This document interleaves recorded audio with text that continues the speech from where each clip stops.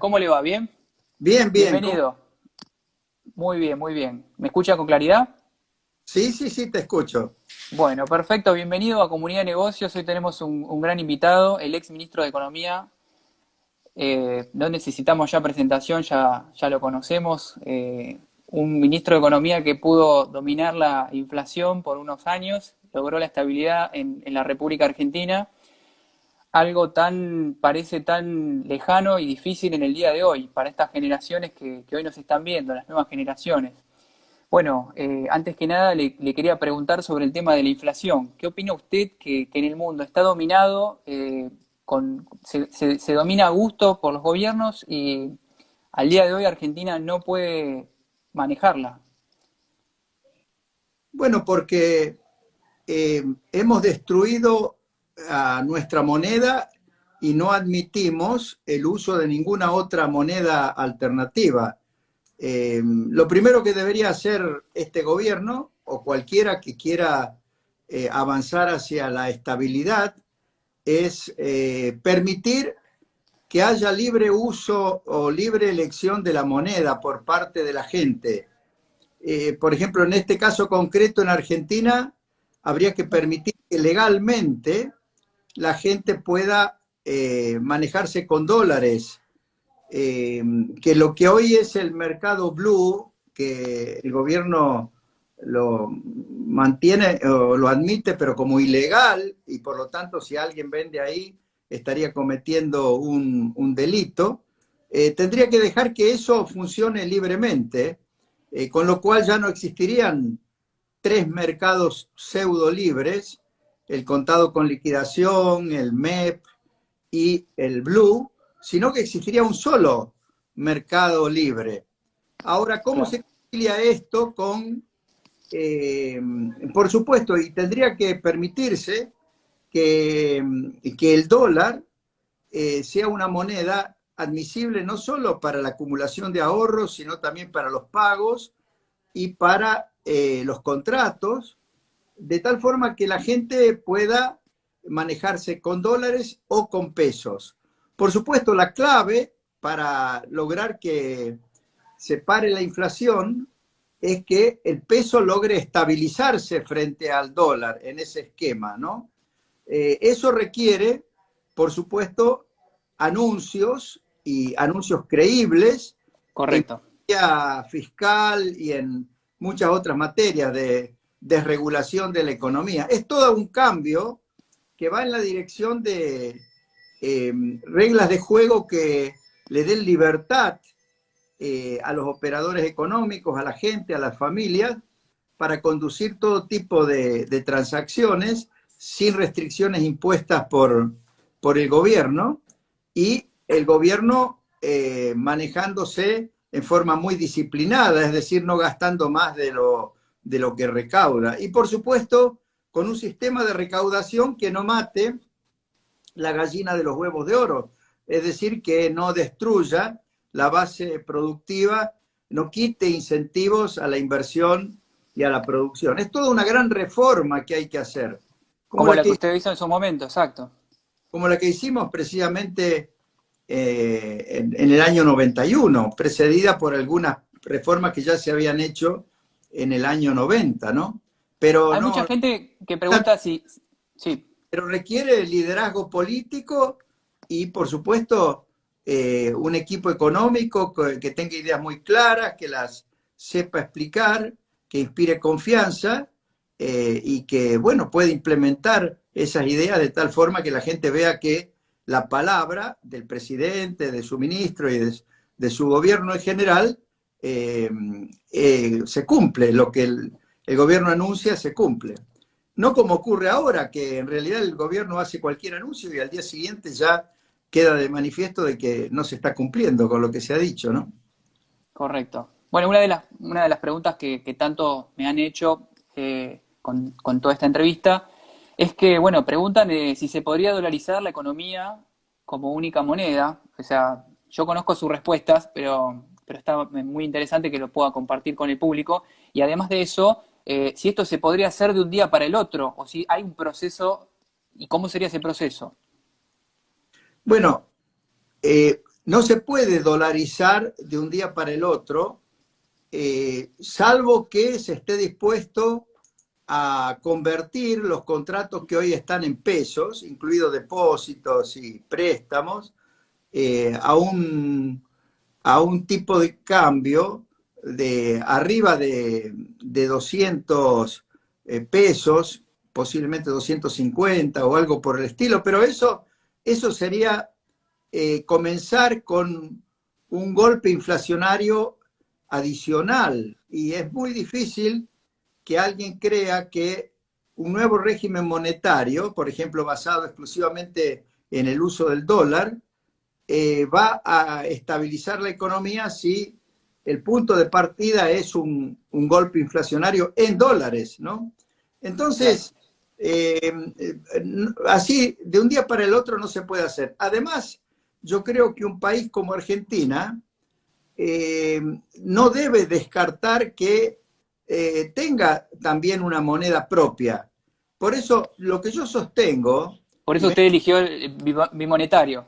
es permitir que funcione un sistema bimonetario como el de Perú, y que ahora, en este momento, la forma de avanzar en esa dirección sería legalizar totalmente, para que sea sencillo y no haya altos costos de transacción, un mercado libre, lo cual no quiere decir para el dólar, ¿no? Y al que puedan acceder todos, que sea Ujú. legal, y que tenga bajo costo de transacción, es decir, que no haya una gran diferencia entre el precio de venta y el precio de compra eh, para los que operen en ese mercado. Operadores. Y, eh, eh, por supuesto, no sería posible de inmediato eliminar el cepo en el sentido de obligar a las exportaciones a vender en el mercado oficial y desde el mercado oficial vender a los importadores y a los que tienen deudas adquiridas con anterioridad a la imposición del cepo. Eso tendría que funcionar así durante algún tiempo, y el Banco Central obviamente en ese caso manejaría el tipo de cambio oficial, pero habría siempre una referencia de un tipo de cambio libre, y por supuesto el objetivo de la política macroeconómica tendría que ser cerrar la brecha en Entre lo dos. posible por confianza y porque baje o se estabilice el tipo de cambio libre, ¿no? Eh, tratando y haciendo que el ritmo de devaluación en el mercado oficial sea eh, el más alto posible, pero sin complicar demasiado el panorama inflacionario. No es una cuestión sencilla, obviamente es complicado, pero mucho más complicado va a ser manejar la situación tal como con las reglas monetarias y cambiarias que han quedado establecidas desde la imposición del cepo y todas las otras medidas que se han ido tomando, ¿no? Correcto. Además, el discurso no puede ser que el que compre dólares está haciendo un acto ilegal o está traicionando a la patria. No, la gente compra dólares para preservar el valor de sus ahorros. Hay que reconocer que la gente lo hace por esa razón, y por lo tanto hay que dejarle que lo haga, pero al mismo tiempo manejar la política macroeconómica, la política fiscal y monetaria de tal forma que pueda ir confiando en el peso. Por supuesto, también depende de cómo se manejen las tasas de interés. Eh, la confianza en el peso, hasta tanto no se logre estabilizar totalmente el valor del dólar en pesos, obviamente que va a depender de la tasa de interés de las operaciones en pesos, ¿no? En fin, Claro. no Como puedo incentivo. de de cómo debería ser el mercado cambiario, porque además el, lo que yo estoy diciendo es que habría que avanzar hacia una economía con mayores grados de libertad en todas las dimensiones.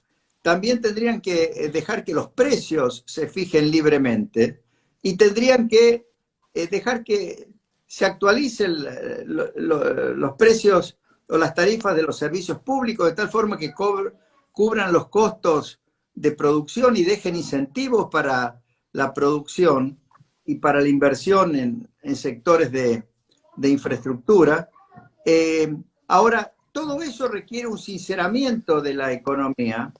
Acabo de ver o de leer que en Vaca Muerta el presidente ha dicho que es hora de poner orden en la economía. Espero que sea una señal de que quieren que los precios relativos de la economía reflejen costos y demandas, es decir, se muevan en la dirección del equilibrio en los mercados, es decir, para lo cual hay que dejar que los mercados funcionen lo más libremente posible. Hasta ahora nunca habían mencionado ese principio de buena administración económica. Es la primera vez que escucho que el presidente lo menciona y específicamente en relación al precio del gas. Ahora, vamos a ver Hay que qué... dar señales también, ¿no? Y hay que ser consistente. ¿Cómo? Que digo que hay que dar señales y hay que ser consistente en general, Bueno, por porque hay unas muy pocas señales, por lo menos a mi lectura, ¿verdad?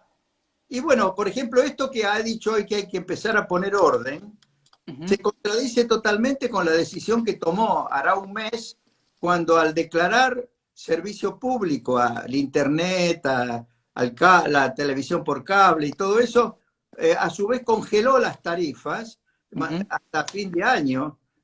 Justamente ahí está incorporando más desorden, ¿no?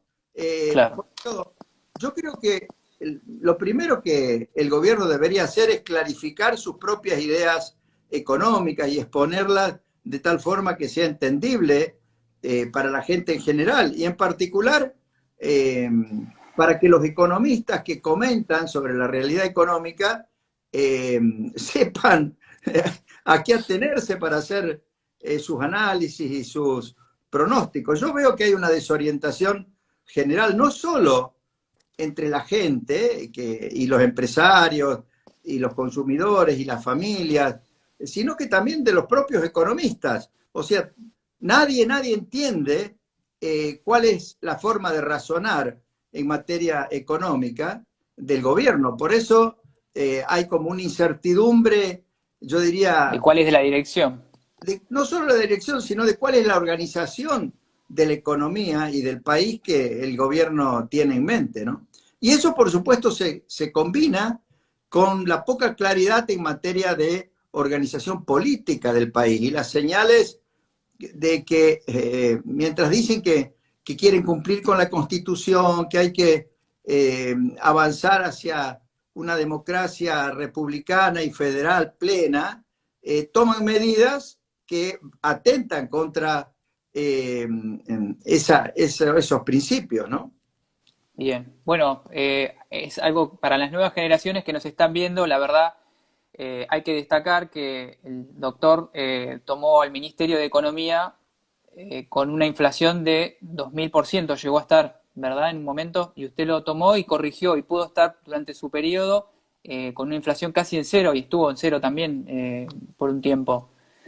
Ha logrado estabilizar un país que, ¿cómo era el escenario en ese momento a comparación de ahora? Me refiero al escenario que usted tomó y cómo pudo organizar esa economía y cómo estamos a comparación de ese escenario.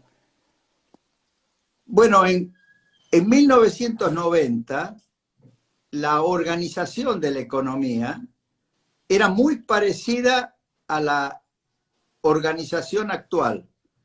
Yo diría la desorganización de la economía, porque se trata de reglas de juego muy mal diseñadas que no alientan las conductas constructivas, sino Prósperas. que alientan precisamente la búsqueda de prebendas para uno, subsidios para otros, y Sí, mercado internistas.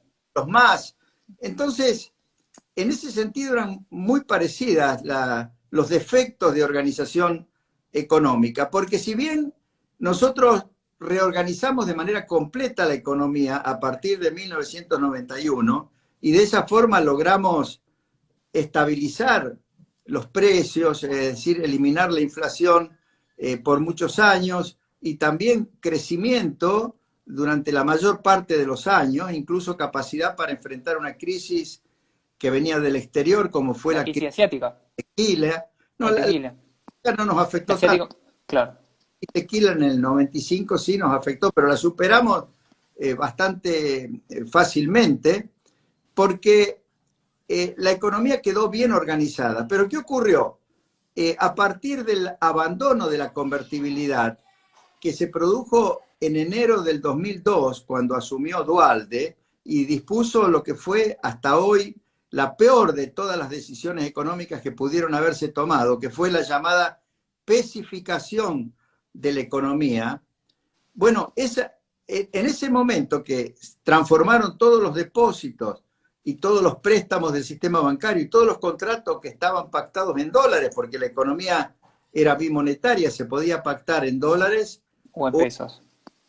En ese momento, como le impusieron a toda la gente manejarse en pesos, obviamente el tipo de cambio, peso que la gente lograba retirar de los bancos o hacerse, compraba dólares, pero ya en un mercado libre donde pagaba un precio enorme por el dólar, subió hasta prácticamente 4 pesos desde uno que había estado durante los años de la convertibilidad.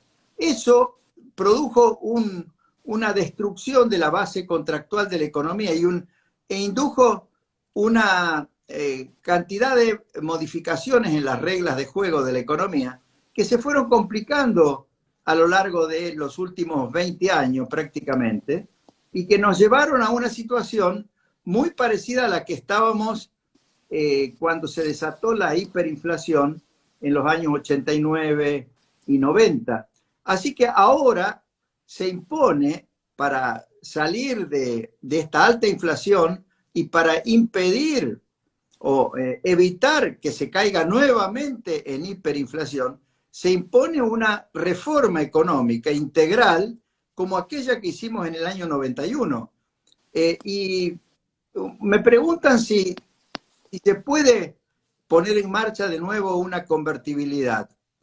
Lo mismo que los que dicen si se puede poner en marcha, lisa y llanamente, una dolarización completa de la economía. Y yo respondo, ninguna de las dos cosas se puede hacer si previamente no se habilita el uso del dólar como una moneda de curso legal en competencia con el peso. Luego, dependiendo de las políticas con las que se acompañen en materia monetaria y fiscal, se podrá evaluar si se puede pasar a respaldar el peso con dólares a una paridad fija, como fue inicialmente la convertibilidad de los 90, o si se puede avanzar hacia una dolarización completa de la economía, pero tal como estamos funcionando ahora, sin la habilitación del dólar como moneda de curso legal, no se puede pensar en ninguna solución estabilizadora como la de la década de los 90, ¿no? Por eso hay que primero tomar decisiones sobre qué tipo de organización económica se quiere instalar en la Argentina. Por supuesto, también está todo el tema de las relaciones con el exterior y de la política comercial externa. Ahora vamos a un sistema de encerramiento de la economía que obviamente desalienta todo tipo de exportaciones, ¿no? Eso se refleja en las retenciones a las exportaciones y en un sistema impositivo que desalienta totalmente todo tipo de exportación, no solo las agropecuarias, energéticas o mineras, sino también las industriales. Por eso se tiene que hacer un replanteo integral de la economía para poder salir adelante. Y yo no lo veo, por lo menos en el gobierno de Macri, el discurso en general apuntaba, diríamos, en la dirección correcta. Incluso la política exterior estaba diseñada como para apuntalar un adecuado manejo económico. Por supuesto, se cometieron muchos errores, pero ahora lo que ocurre es que ni siquiera la orientación general de la política económica y de la política institucional, va en en una dirección que facilite la solución de los problemas, sino que tiende a complicarlos cada vez más. Bueno, y le quiero preguntar, a propósito de esto que usted me está diciendo, dos preguntas con este tema que tiene que ver, ¿qué opina del tema de impositivo argentino, la carga impositiva? La semana pasada estuvimos con la Asociación Argentina de Contribuyentes y ellos estuvieron hablando de este tema también, que se hace muy difícil como un incentivo, digamos, son desincentivos más que nada, y para el empresario y para el desarrollo. Y por el otro lado, le quería preguntar de cómo lo ve usted a la situación actual del mundo, porque también están todos emitiendo, también muchos están optando por cerrarse. ¿Qué puede haber a favor de nuestro país, digamos? ¿Qué oportunidades se encuentra ahí? Bueno, en el mundo eh, muchos gobiernos emiten Digo, en contexto de pandemia, ¿verdad? o colocan bonos a tasas bajísimas de interés, que es prácticamente lo mismo que emitir dinero. Por ejemplo, los Estados Unidos o Japón o Alemania, los países, eh, si tienen déficit fiscal, eh, lo pueden financiar con bonos que en algunos casos rinden hasta rendimientos negativos, es decir, tasas negativas o tasas muy bajas. Ese tipo de financiamiento, en principio no crea problemas inflacionarios, todo lo contrario. Eh, pero eso es porque esos países tienen lo que se llama un gran espacio fiscal, es decir, tienen un mercado de capitales internos y Desarrollado, inspiran confianza, de tal forma que correcto. la emisión monetaria no asusta a la gente, no la hace escapar de las monedas nacionales. Así que, en ese sentido, la política monetaria y fiscal de los países avanzados no nos va a crear problemas. Al contrario, mientras más liquidez haya a nivel internacional y más bajas sean las tasas de interés, más fácil tendría que ser para nosotros poder salir de la situación en la que estamos, siempre y cuando inspiremos confianza y podamos Correcto. acceder a ese financiamiento muy barato, que es precisamente lo que nosotros no tenemos. El problema fiscal es muy grave en la Argentina porque ya teníamos una presión tributaria muy alta, un gasto público exageradamente alto, un déficit fiscal alto. Habíamos dejado de cumplir con nuestras obligaciones y por lo tanto habíamos perdido totalmente el crédito. Y ahora, obviamente, tenemos que producir un ajuste fiscal muy importante, pero no por el lado de los impuestos, sino por el lado de los gastos. O sea, el gobierno tendría que dedicarse a recortar todos los gastos y todos los programas que no son absolutamente imprescindibles y tendría que volver a privatizar todas las empresas que hoy están en manos del Estado y que dan pérdida.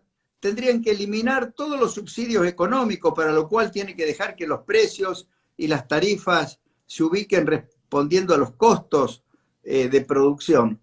Y de esa forma ir a un verdadero déficit cero, déficit fiscal cero. A su vez, tiene que poder eliminar una cantidad de impuestos. Por de pronto, todos los que gravan a las exportaciones, tanto por el lado de los ingresos de los exportadores como por el lado de los costos, ¿no? En ese sentido, los impuestos más distorsivos son los impuestos sobre las transacciones, por ejemplo, los impuestos a los ingresos brutos de las provincias, el impuesto de sellos, el impuesto al cheque, no tomado como pago a cuenta de IVA y de ganancias. En realidad, un buen sistema impositivo, como el que existe en todos los países del mundo, se basa básicamente en tres tipos de impuestos. En un impuesto al valor agregado o un impuesto a las ventas, pero no con efectos escalonados sobre los costos de producción, como es ingresos brutos, por ejemplo.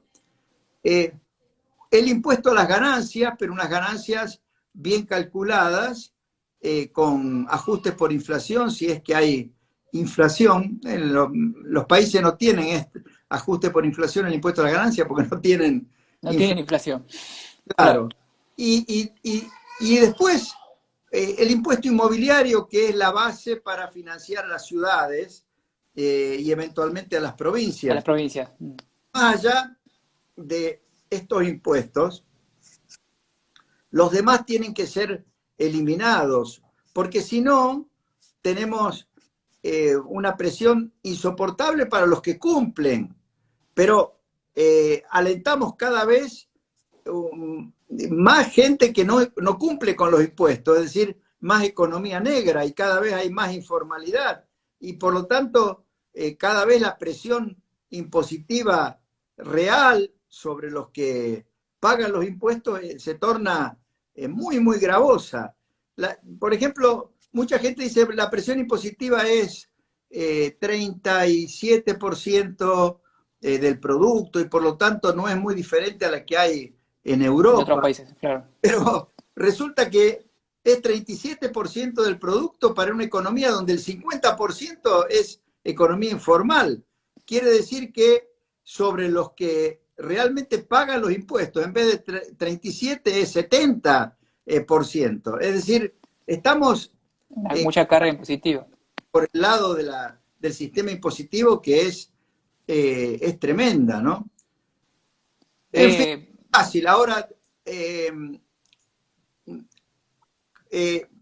una situación como la que se vive en Argentina es muy difícil, incluso para un gobierno que tenga ideas muy claras y que tenga un gran liderazgo político y que eh, aún para un gobierno de esas características la situación actual es muy difícil.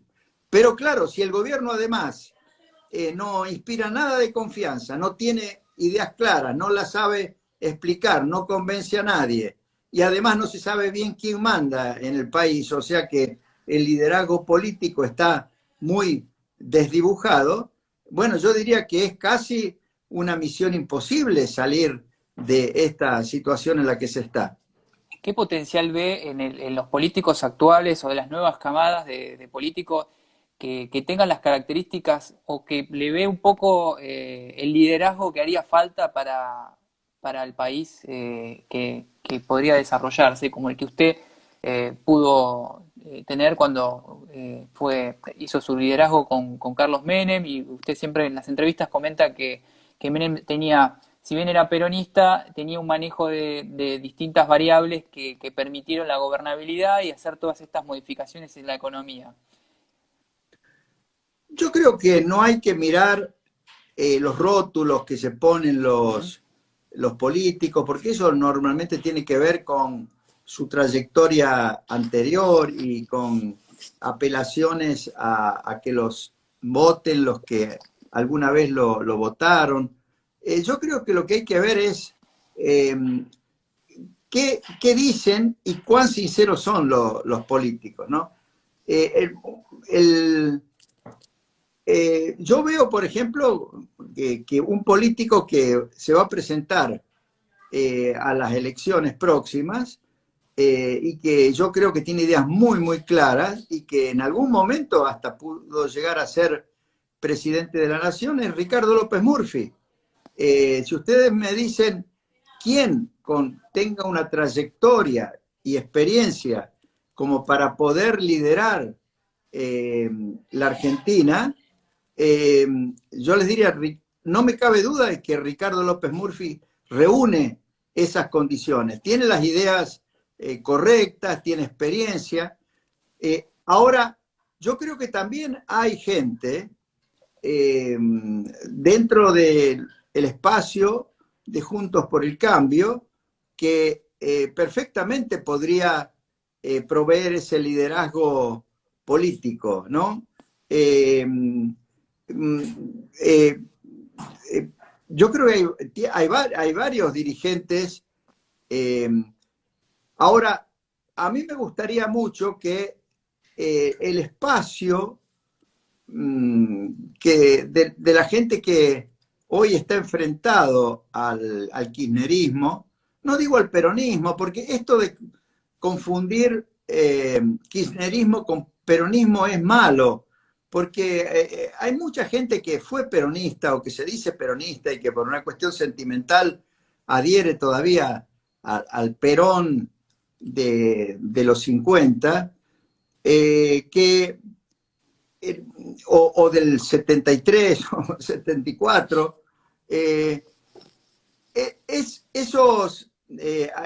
mucha de esa gente tiene también una interpretación correcta de la realidad actualmente, ¿no?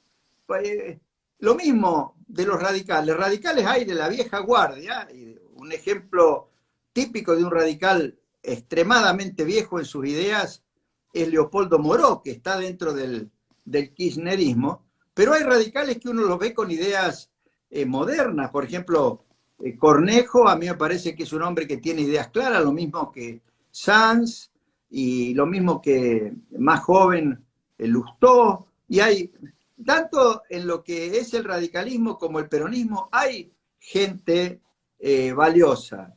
Ahora, el asunto es que el liderazgo lo tiene que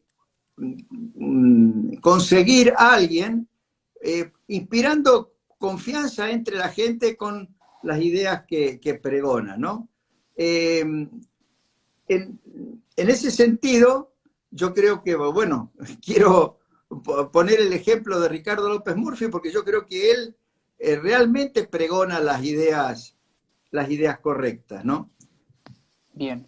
Bueno, con una de las cosas que le quería preguntar, usted heredó, como habíamos dicho, el país con una altísima inflación, pudieron acomodar la situación y luego usted se retiró. Luego volvió para el... ¿Me escucha, Domingo? Hola, hola. Sí, pero me parece que se me está dando el teléfono sin batería. Ah, Si me dan un minuto, voy a buscar, sí, cómo no. voy a buscar Sí, sí, cómo no, cómo no. Lo conectarlo. aguardo, lo espero. Bueno, esperamos unos minutos a Domingo que se fue a buscar el cargador de celular. Estas cosas pasan en las redes sociales. Antes, cuando estaba la televisión, no pasaba, pero bueno, esperemos unos minutos a Domingo que se fue a buscar se fue a poner a arreglar este problema y ahora lo seguimos. Ahí me parece que está conectando el teléfono. Sí, ¿Me pero escucha, Domingo? hable, voy a tener que cambiar la posición del teléfono. Bueno, Uy, no, no hay problema. Sí, ahí está. Bueno, a ver, Domingo, si con ahora lo tengo respecto, en la mano. bueno, le iba a preguntar, ¿qué es lo que lo motivó a usted a volver al gobierno luego de haber tenido una tan buena gestión y volver al gobierno de la Rúa sabiendo que era una situación bastante complicada la del país? Bueno, porque yo quería ayudar a que no pasara lo que finalmente pasó a partir del golpe institucional de diciembre del 2001.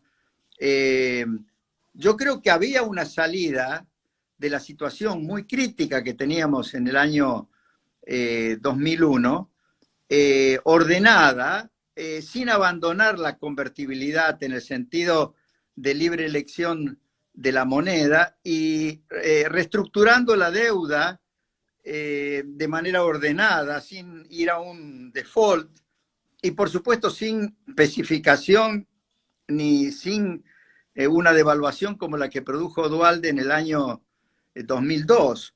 Y si había alguien que podía conducir ese proceso ordenado, obviamente era yo, porque yo todavía inspiraba confianza, incluso sabía cómo manejarme con los organismos multilaterales de crédito, y, y además le expliqué a De la Rúa, pero también le expliqué a Duhalde, le expliqué a todos los gobernadores y al doctor Alfonsín lo grave que era la situación y lo difícil que era salir, pero tratando de que apoyaran una salida ordenada. Lamentablemente no se dio, un poco, bastante por culpa de la dirigencia argentina, porque yo creo que ahí todos me veían a mí, incluido gente del propio Partido Radical, como alguien que era mejor que fracasara, porque si no era un competidor político serio para ellos. Claro. Además, había muchos dirigentes, sobre todo por el lado del radicalismo, que le recriminaban a De la Rúa que le hubiera dado continuidad a las políticas de los 90, que decían que eran malas políticas neoliberales, y entonces todo eso, incluido, qué sé yo, el error político muy grave que cometió Chacho Álvarez de haber Haberse bajado. abandonado la vicepresidencia, todo eso se unió a una circunstancia internacional que fue terrible para nosotros, porque que fue el ataque a las Torres Gemelas, el Sí, 11 de tuvo septiembre. repercusiones en todo el mundo, Claro, correcto. en ese momento, los Estados Unidos, que nos habían estado apoyando, dejaron de interesarse en el caso de Argentina, porque se ocuparon de Bin Laden y de todo lo que estaba relacionado con el ataque a las Torres Gemelas, y el Fondo Monetario Internacional, el director gerente del fondo, eh, tuvo una actitud muy negativa, pero no por un problema con nosotros, sino precisamente con un problema con los Estados Unidos. En fin, nos quedamos como jamón del sándwich, y entre la actitud de los dirigentes internos que no dieron el apoyo que hubiera sido necesario y este error que cometió el Fondo Monetario, en ese Ujú. momento, porque hasta ese momento nos habían dado apoyo y lo que correspondía es que nos siguieran dando apoyo, bueno, llevó a lo que pasó a finales del 2001. Ahora, yo quiero recalcar que la crisis del 2001 es así, que es de naturaleza muy diferente a la actual. En el año 2001 lo que estaba en crisis era el sistema financiero. ¿Por qué? Porque las provincias, desde el año 97 en adelante, habían empezado a gastar mucho, generando déficits que financiaban con el sistema bancario, y tenían entonces una enorme deuda con el sistema bancario, y obviamente quedaba claro que las provincias no iban a poder pagar esas deudas. Entonces, mucha gente, sobre todo los fondos de pensiones y los grandes depositantes, se fijaban en los bancos que eran acreedores de las provincias y predecían que esos bancos se iban a tornar en insolventes y empezaron a retirar depósitos. Entonces, lo que ocurrió en el año 2001 es una crisis financiera como la que se dio en Estados Unidos y en el mundo en el año 2008, cuando La la crisis gente, hipotecaria. claro, la crisis de las hipotecas, porque los bancos habían dado hipotecas que después no iban a No se poder podía pagar. pagar, Exacto. claro. Ahora, ese tipo de crisis no se resuelve con una devaluación, eh, salvo que hagan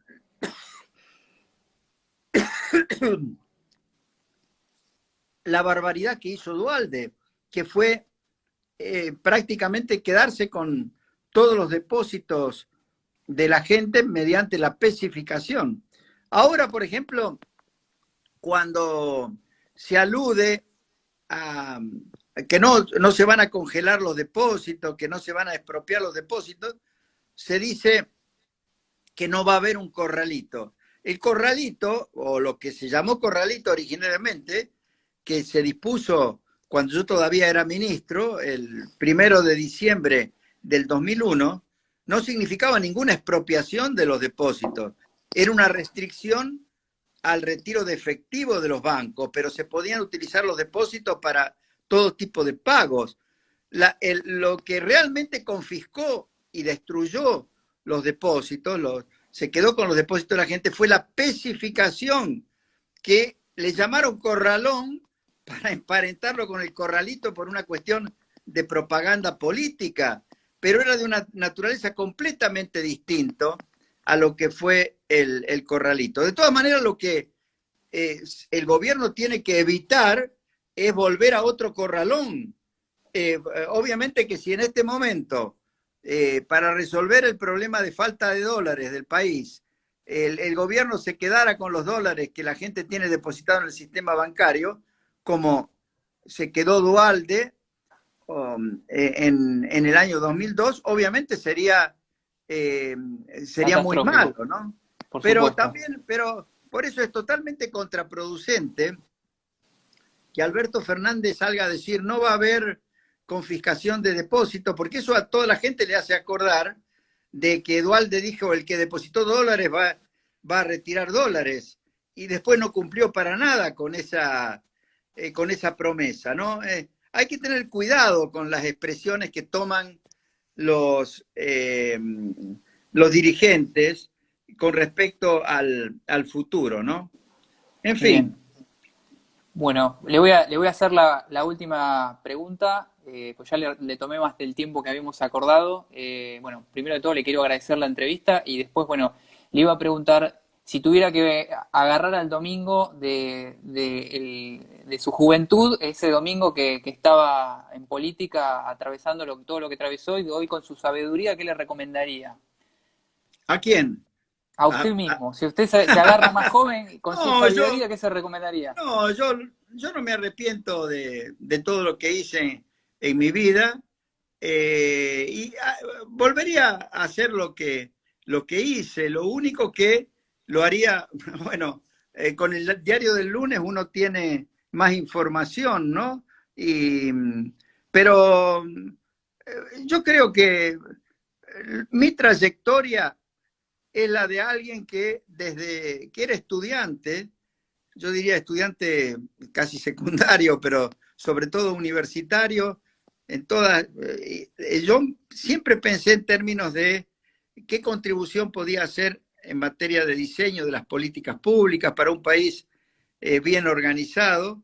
Y, y bueno, hice todo lo que me pareció que conducía al cumplimiento de ese objetivo, incluso organizar un partido político como fue Acción por la República, que, bueno, quedó trunco por digamos, el traspié que significó mi paso por el gobierno en el año 2001 y la crisis que se me atribuyó, pero que en realidad fue una crisis promovida por quienes que nos quitaron de la Rúa y a mí del gobierno a fines del 2001, ¿no?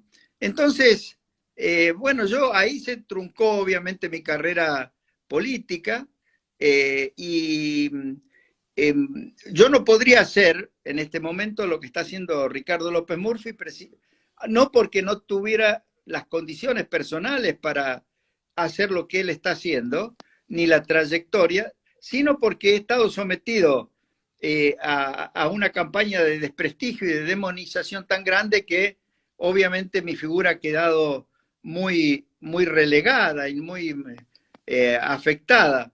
Además, todavía tengo juicios, o sea, me han perseguido judicialmente de una manera vergonzosa. Yo ya de ese tema lo toco poco porque es casi inentendible que alguien que ha hecho y ha tenido la trayectoria que yo he tenido, la persigan y la sigan persiguiendo como lo han hecho hasta ahora. Pero bueno, lamentablemente esta es la realidad.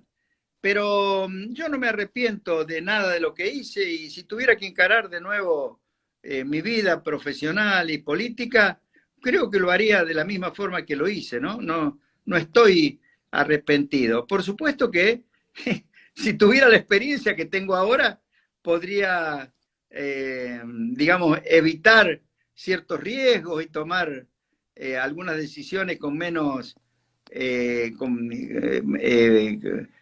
tratando de evitar errores, pero bueno, Uno nunca tiene el diario del lunes, uno Correcto. tiene que manejarse con la información y con todo lo que conoce hasta el momento en que toma decisiones, ¿no? Bueno, Domingo, muchísimas gracias por todo su tiempo, la verdad, muy ilustrativo, la gente vi que no paró de comentar, hay muchos fanáticos de usted y bueno, como siempre, la gente que hace despierta opiniones de todo tipo y bueno, la verdad que le agradezco muchísimo su tiempo y demostró que se pudo estabilizar la economía y la Argentina se pudo ordenar y me parece que eso es un dato que va a perdurar en el tiempo. Así que muchísimas gracias. Y éxito con tu programa. ¿Mm? Muchas gracias. Muy bien. Hasta luego. Adiós. Adiós. Gracias a todos por participar.